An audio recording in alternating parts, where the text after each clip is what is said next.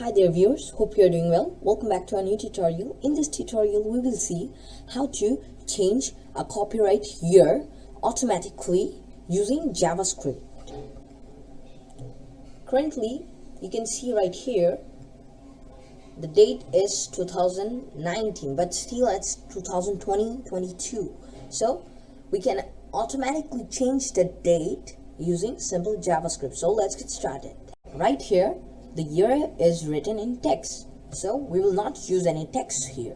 We will use script, and right here the query document dot write, after that first bracket closing.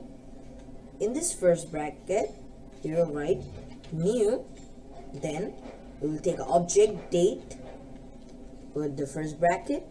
After that we will write, after the date object we will write here dot get full year, and then we will take the first bracket closing, and then we need to save and run the file.